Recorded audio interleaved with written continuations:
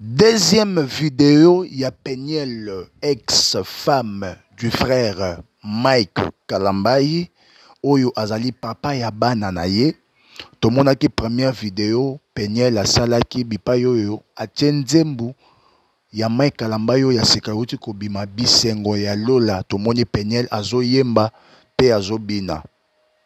Pe après cette chanson, amekaki un peu ko commenter na kati ya ba commentaire na ye, tomonaki abandaki koloba malamu ya pasteur Mike Kalambai. Et je dois préciser une chose, c'est pour la première fois tozomona Peniel koloba malamu ya Mike Kalambai publiquement. Je dis bien publiquement, c'est-à-dire qu'il y a des réseaux sociaux. OK? C'est pour la première fois et sali biso bien makasi. Mais aujourd'hui, la deuxième vidéo, Peniel azali ko raconter koloba makambo malamu, elle parle du bien de son du père de ses enfants. Alors tokomeka un peu kolobela yango dans cette vidéo, tokomeka un peu kolobela yango à travers l'analyse na biso mokolo ya lelo na kosenga na bande ko nyonso bo fanda malamu bo bongama parce que monsieur l'analyste alingi a analysé et fait. Mesdames et messieurs, bienvenue sur votre chaîne Esimbi Lelo Télévision. Ce que vous allez ya liboso ya kotombe na chaîne Nabiso. Toko senga na yo o s'abonner na sima ya ko s'abonner, ko bosa na te ko cliquer na cloche de notification pour ne pas rater aucune de nos vidéos. Tobandi. Peniel Samba zanani. Peniel Samba zali mwasi ya Mike Kalambai. Officiellement, légalement, légitimement, autozotiaye dans les passés. Nayokara moi, mon orokilo ya robengaye ex-femme ya Mike Kalambai. Parce que ngai personnellement, étant qu'analyste, namonaka que il aura toujours une réparation et une réconciliation entre bangomi balé. Et le réseau tindi kangana le babongo, ils a dit ba réaction ya Peniel, pe ba propos ya Peniel. Donc, mais pour nous faire comprendre, tout vraiment, du solo malamu ba comprendre, to côté kara ex. Parce que yena Mike Kalambai, bazala li souté physiquement. La préciser physiquement, bazala li souté parce que il y a séparation de corps. Voilà. Peniel Samba bazali ex-femme, il y a pasteur Mike Kalambai, babotana e banami balé. Séparation na bango et salemara par rapport à un problème interne où il y a qui na katia foyer na bango na rozala wana te pona ko citer problème moko ya ba foyer ya bateau attaque ezala déjà publié puis exposé extérieurement mais na rolinga te na yeba ko la répétition na yango mais tout le monde ils savent que pasteur Mike Kalambai na Peniel bazala lisusu te pour na tel problème, pour na tel problème. Alors, et loko oyo esalaki que makambo oyo ezala poussé biso tout oyebi que Peniel yende mutu ayaki kobimisa foyer na ye na miso batu nyonso na ba TV na YouTube na internet. Asalaki sortie médiatique na ye na mwa mulopo oyo azali artiste comédienne. Et Zaki, à travers cette vidéo, nous avons un peu découvrir Makambo et Belé. Mais si vous voulez, c'est l'analyste alingi a analysé Penasuka a te à quoi mon messano. Batubaye Belaki, Batubaye Belaka, Mike Kalambai, Batubaye Belaka, Mike Kalambai, comme un frère en Christ. Batubaye Ba Mike Kalambai, comme un chantre de l'éternel. Batubaye Ba Mike Kalambai, comme un pasteur. Batubaye Mike Kalambai comme un serviteur de Dieu. Waneza ba casquette oyo batubaye bela Mike Kalambai pe ba considéra kaye à travers ba makambo na ototanga. Ba respecta kaye à travers ba makambo na ototanga. Batuba linga kaye à travers ba casquette o na otikotanga sur Mike Kalambai. Mais to fanda pendant l'heure de 4 matin to moni sortie médiatique qui a Peniel Samba. Aleki na émission moi moulope a présenté les biso Mike Kalambai na casquette mususu. Na ba casquette au Peniel a présenté la biso Mike Kalambai. Ezaki ba casquette oyo, ça n'a rien à voir na chrétienté na ye. Ça n'a rien à voir na qui serviteur de Dieu na ye. Ça n'a rien à voir na musala sala ya Nzambe. Cette fois-ci, Peniel a présenté biso Mike Kalambai, le cola un violent, le cola un mauvais mari, le cola un parent responsable irresponsable à ses enfants, il faut tout le bayango. Peniel m'a présenté Mike Kalambay comme un parent irresponsable à ses enfants. A présenté Mike Kalambay comme un mauvais mari, comme un mari infidèle. A présenté Mike Kalambay comme un mari violent. A présenté Mike Kalambay comme un mari qui n'a pas ou qui n'a aucun respect envers sa femme. Parce que lorsque mon bal yazo beta moi si c'est le manque de respect. Moi si ba beta raete. Mais ce qui m'a à moi, c'est le manque de respect. Azana respect envers moi, c'était. Et Ezali ba casquette oyo, pe image oyo, Peniel, atali sabiso pour na Mike Kalambay. Baye ko kabwana. Tango baye ko kabwana, Peniel a côté na ba moi ba délire, ba réseaux sociaux et tout. Tout ça Mike Kalambay a bandai ko encaisser. Et bandai ko ça la est passé. Mobali nyonso wa bali moi si na mbongo officiellement. A supporter te ba makambo Peniel a bandé ko sala moi c'est mon sala mobile nae. En quelque sorte Mike Kalambay il a un grand cœur. Il a un grand cœur ba te belé ba peta ba bela ba koya ba tension ba AVC makambo. Mais Mike Kalambay azaki na banner moko solide à surmonter malgré banner ko nyonga mais à surmonter yango. Voilà. Quelques années plus tard, tout le monde a Peniel. On sait la vidéo sur Instagram quand il y a ça là, tout le monde ils étaient surpris. Il y a un Peniel, a tchenze maman Kalambay, pe koyemba nze maman Kalambay, pe kobina nze maman Kalambay, pe likolo nango. Azo ça là commentaire sur mon balinaï. Au-delà de tout, il reste quand même le père de mes enfants. Avec lui, nous avons fait des enfants. Ok? Il reste toujours le père de mes enfants et peu importe le problème, à Ozalara papa bananga. De l'osoki, Mike Kalambay a réussir na carrière naie, et ça avantage pe ya bananga. Auparavant, Peniel azaki na mayele ya boyete, azaki na maturité ya boyete, azaki na sagesse ya boyete. Lelo na lingina loba na batu nyonso ou peut-être ba condamna Peniel Samba. Na osala pena ba analyse nanga na oza vraiment au milieu du village. Na encourager Peniel te. Na soutenir ba makambo asalaka te. Mais eloko oyo esimbi nga na sala vidéo au pena yo sa ba analyse nanga c'est la maturité oyo Peniel a komi nango. Nazo préciser maturité oyo a komi nango. Même la Bible nous dit apôtre Paul dans le Bible parmi les épîtres apôtres Paul dans le quand j'étais enfant, je parlais comme un enfant. Quand j'étais enfant, lorsque j'étais enfant, je parlais comme un enfant. C'est-à-dire que vie à Moutou, vie où ils liés na ba étape. Le présent à Moutou est bongisaka, le passé à Moutou. Parce que le présent représentera quelque chose de très important. Dans le présent ya Moutou, ne muta constatera que asala ba erreur ebele. Dans le présent ya Moutou, ne muta constatera que akoli sikoyo aza sumo amukete.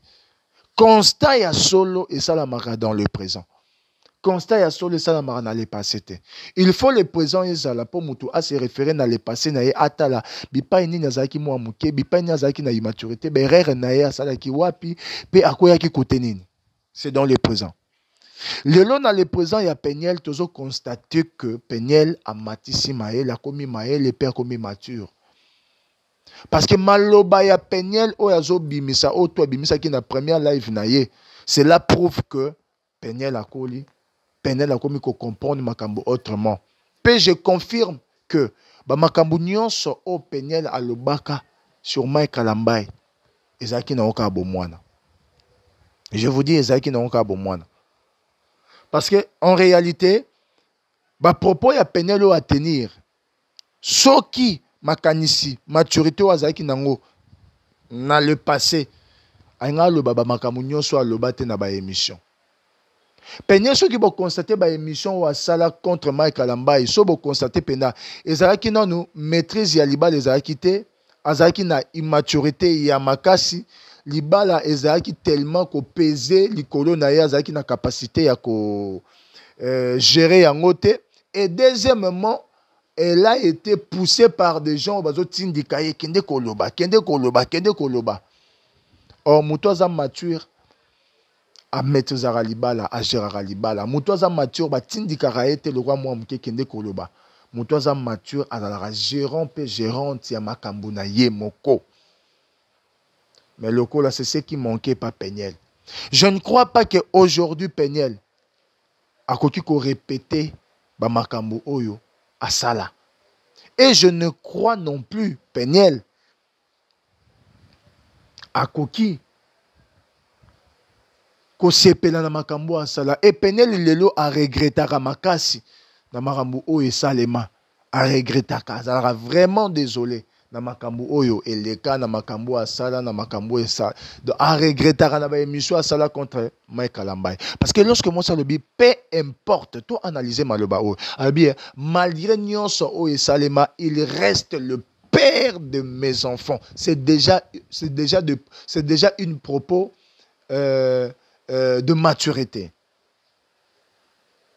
et ça déjà ba propos ou ça ko prouver maturité katina moto. Et auparavant, Peniel a kokai koloba makambo te. Et Peniel a loba makambo a kokai koloba makambo te. Et auparavant, a kokai koloba makambo te. Ok, Alekine, oh malgré tout, il reste le père de mes enfants. A kokai ko tenir ba propos te. Mais ce qui le Peniel a zo tenir ba propos oyo. Raison ça liboso a zo regretter na nyonso we salama entre na Mike Kalambai. D. Aza ko regretter makambo oyo ya loba. 3. Preuve à maturité ou à communango. Et ça va biloko tel ça changement dans quatre Peniel. Parce que tout le monde malgré nous il reste le papa, le père de mes enfants. Père récite à Mike Kalambai et ça est avantage ya banananga. Voilà. Voilà il est pas Peniel. Voilà. Et ngai nazako encourager yango pe nazo pesa ye félicitations pour la prise de conscience oyo. Félicitations pour na ba propos oyo et félicitations pour la maturité oyo.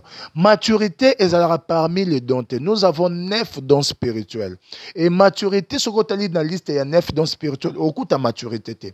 Maturité bako maranango. Expérience bako maranango. Eza na mutu moko ta botama na expérience, eza na mutu moko ta botama na maturité. Tokomaka na yango. Et tokomaka yango au fil de temps. Et c'est ngaka biso moi temps pour tokoma mature. Et c'est ngaka biso moi temps pour tozo expérience. Et c'est ngaka qui peut Peniel comme tout le monde temps. Pour comme on a maturité comme nango lelo et c'est nga qui peut moi temps pour comme on a expérience soit comme nango lelo mutu mon côté a koki ko bana batuke dans une expérience telle ceux qui n'a parcours na ye à sala ba RRT mutu mon côté a koki ko ba ke lelo ngai na comme une expérience telle na 20 ans 30 ans d'expérience na mariage to na domaine songolo pakala. Mutuana so tunie aoye bisoka keno na parcours nanga na sala ba erreur na parcours nanga na sala impoli na parcours nanga na sala tetu na parcours nanga na sala ba erreur likolo ya âge nanga likolo bo mwana nanga na parcours nanga na sala infidèle mais lelo na ko sala ngo lisusu tepo na koli na komi mature. Voilà, c'est la chose autozali ko constater pa ya Peniel. Et deuxièmement na ba analyse na ngai lorsque muta komi mature lorsque muta koli bako pese siko musunyalia bako pese mukuwa bokuta soki lelo nayebi ke avec makambo nyonso oyo esalama na couple ya Mike Kalambai ye na Peniel lelo so tobi to le problème ya réconciliation bato belé bako s'opposer nango. Famille ko s'opposer nango, surtout famille Mike Kalambai. 2 coutume et ko s'opposer nango. Nayebi ke bandeko de na ndako bazolo baki Mike Kalambai a priya to ba chrétien boza la calme nazo tanga non ça non ba analyse concernant ba point o ko telemela. Coutume et ko s'opposer nango. bato bako se poser nango. Lorsque je parle de bato, non mon famille à Mike Kalambai. Non mon famille à Mike Kalambai. Parce que en réalité Mike Kalambai na Penel bakabwana par le corps. Nzoto nde ekabwana. Motema elingaka, motema eboyaka, motema pesa na capacité ya kozongela place ya boyaki. Tout dépend na mitema na bango, tout dépend na bolingo o baza nango l'un et l'autre, tout dépend na bolingo o baza nango pour leurs enfants. Tout le monde entre Penel na Mike Kalambai. Après la séparation na bango, Mike Kalambai azala na maîtrise makasi koleka Penel. Aucun jour tout le monde dans les réseaux sociaux Mike Kalambai aza ko embrasser une sœur ou une fille dans les réseaux sociaux que moi si nanga non. Mais Penel a salé en plusieurs fois. Aucune émission où tout le monde Mike Kalambai a salé zolo baba azo tenir ba propos moko boye contre Penel. Ko bimise to mususu mabe non non. Mais Penel a salé en plusieurs fois. Tout le monde a vidéo il y a Penel aux arrêts scandale. Vidéo il y a Penel, c'est-à-dire Azo Sissé. Hein, vous excusez-moi pour le terme. Penny à mobile. Mike Kalambai ba vidéo en mon. Aujourd'hui, lorsque nous parlons de la réconciliation, on n'est pas là pour nous pelisa moto, non. On est là pour nous boma moto. Mais total la paix grandeur, il y a les camous. Est-ce que ça sera facile? Moi, je suis là, je ne suis pas là pour nos côtés. Je suis là pour faire des analyses. C'est mon travail. Na analyse dans les permettre est-ce que na point d'interrogation belé. C'est ça le rôle d'un analyste. Est-ce que ça sera facile pour Mike Kalambai de pardonner Penel et de faire une réconciliation pour Baboko là-bas na bango bazongi la vie na bango auparavant? Est-ce que ça sera facile pour Mike Kalambai? Oui, Penel de l'eau conscience comme ozonga, Penel de l'eau maturité comme le comme au monde na makambo autrement, de l'eau comme qu'on réfléchir, qu'on penser autrement parce qu'il y a eu des personnes où yo pena ba influencer et Penel na ndenga mabe. Et Yemorope, bon voilà, Yemorope a laissé qui être emporté, utilisé. Et aujourd'hui, on voici les conséquences. Mais, est-ce que ça sera facile pour Mike Kalambai Yakob Limbisa Penel, paix à ma réconciliation? Il y a une Penel. Autant la gravité à l'Ikambo. C'est Penel n'abima. Le lot, ce qui Mike Kalambai a qui na 100%, il y a des fans. Mike Kalambai Makambo Penel a perdu. Attaque 30%, il y a des fans. Il est aimé. Les gens qui sont dans l'église, qui c'est-à-dire Mike Kalambai, il est aimé. Le Kouta Mabe Mike Kalambai, il est aimé. Batu balandaka ba yoka musique na ba sepelaka na kino lelo. Balanda maté na. Mais Penel, à cause de la sortie médiatique na et qui sa carrière Mike Kalambai. Et qui sa carrière ya Mike Kalambai atteint à 30-35%. Atteint 40%. Et qui sa carrière Mike Kalambai. Bafana Mike Kalambai mususu ba boya kolanda banzembu na ye pour na kaka sortie médiatique ya Penel. Ba makambo Penel abima, alubimisa. Et bon ma carrière pe à Mike Kalambai muke mais le quoi nzamba za juste za fidèle, Mike Kalambai il est toujours au top. Azo sa musala na ye et il est apprécié de tous. Voilà un. Ce qui le loba tuba benga Mike Kalambai ndumba infidèle et ça pour na Penel ba makambo aloba. Akoki olimbisa ne wana, ce n'est pas un problème. Ça ba mamsu sa marana se akanda. Mais tout le monde a Penel être embrassé et pas ya mobali mususu. Mike Kalambai a mona ba photo, a mona ba image wana. Nyonso wana, est-ce que Mike Kalambai a osana facilité à kondima réconciliation puis à kolimbisa Penel et ça bolingo. Même la Bible nous dit l'amour supporte tout. Tout est pointé, tout mi tout narak. Vidéo bima ya sextape ya Penel. Oyo azo sise na ebite soki ezala suzi na ye na ebite na biso soki ezala suzi ya Peniel na ebite mais vidéo bima azo sise peni ya mwana mobali Mike Kalamba ya mona c'est-à-dire Mike Kalamba to loba aza likango ya Peniel te aza petit ami ya Peniel te aza copain ya Peniel te aza ami ya Peniel te aza mobali na ye oyo abala ye officiellement légalement reconnu de tous papa ya bana na ye papa ya bana na ye biloko na oloba wana siko mobali na ye nda mona yango. Est-ce que mesdames et messieurs, chers téléspectateurs et internautes, est-ce que ça sera facile pour Mike Kalamba ya kolimbisa Peniel ya ko accorder pardon na ye pa ya Peniel pe ya ko ndima réconciliation? Eza ba erreur mususu e rattrapera biso eza irréparable wana photo tchaka ona mutu. Pardon est disponible, mais erreur nyonso tende ezalaka réparable. Mais erreur mususu to sa na vie, il faut ton dima pena ba conséquences na yango. Eza bo il faut to vivre yango. Ata pardon eyé, ata excuse eyé, mais ba conséquences ezala réelle. Ba conséquences ezala réelle. Est-ce que ça sera facile pour Mike Kalamba? Parce que bocha eloko moko na mutua que tocha point na vie ya mutu te mais na ndenge a lire au Peniel a memela ki makambo na ye lelo ekoma vraiment moi un peu difficile remona mobali mo abima andemi pena bala Peniel les ala moins difficile mais na makambo nzambe to mona ko nzamba sala grâce na bandumba ba bala mais ça sera un peu difficile mais nzamba ko sa grâce parce que mobali nyonso aobando buleka Mike Kalamba ekoto na kitoko na ye na succès na ye na célébrité na ye na bambongo na ye abala Peniel mais Peniel andima koboma libala wana pe olie ata amisala ata mwana malamu sœur en Christ atambola malamu amekotisi na ba delure parce que soki neto bomi libala que mobali respectera ota infidèle et tout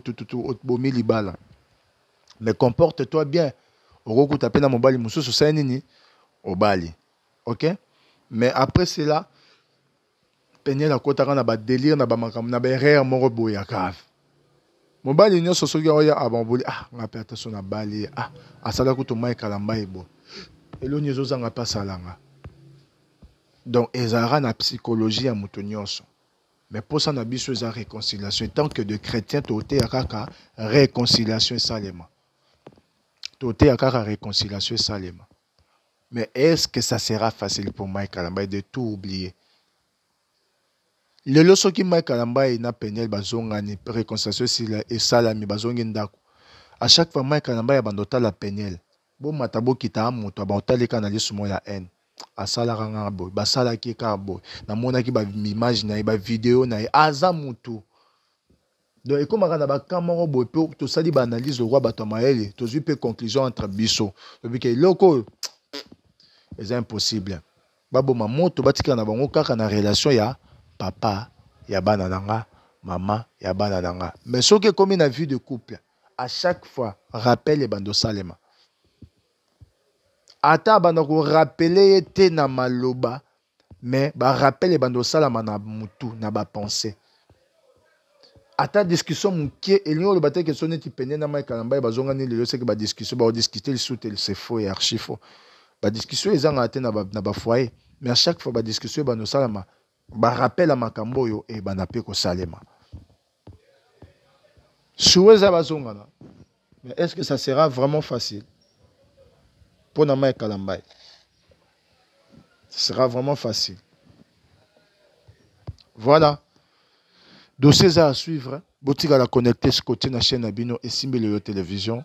Soué na biso zali kimia. Réconciliation. Et za kata foyer na bango. Bana bazana kati. Bana bazana kati. Peniel il faut yeba ke nyonso oyo sala na ba réseaux sociaux. Etikala na réseaux sociaux. Nyonso ateloko moko te. Nyonso oyo sala etikala na réseaux sociaux. banano baokola bako découvrir yango que au salarabo ezalarabo bako découvrir vérité. Est-ce que ekozala exemple malamu pour na bana na yo? OK? Lelo bandeko biso bato totikali ete ya biso. Nyonso toko osala lelo faut toponsaka na génération bakoya après biso. Parce que c'est comme ça. Nyonso o toko osala lelo. Totika te tozala remporter na ba sentiment na biso, il faut toponsaka na génération na bana na biso. Totikela bango nini? Exemple ni totikela bango. Lelo toko saba tala bandeko conseil gratuit hein, c'est à 2023 ouais. Luka osa la buzz na makambo nyonso ya mokili. Mais kosala la buzz na vie te. Kosala la buzz na libala te, na mariage te, c'est la vie. Nyonso eza ya osala la buzz te. Problème na yo interne, ya foyer na yo. Olukeli osala la buzz. Les conséquences sont réelles. Na ba o ba kofinga ngai, bonne kofinga. Na ba o pe ba tirer leçon na analyse na ngai, nzamba pambola biso. Vie et prospérité à tous. Spiritus Mental Metal, le Père de King.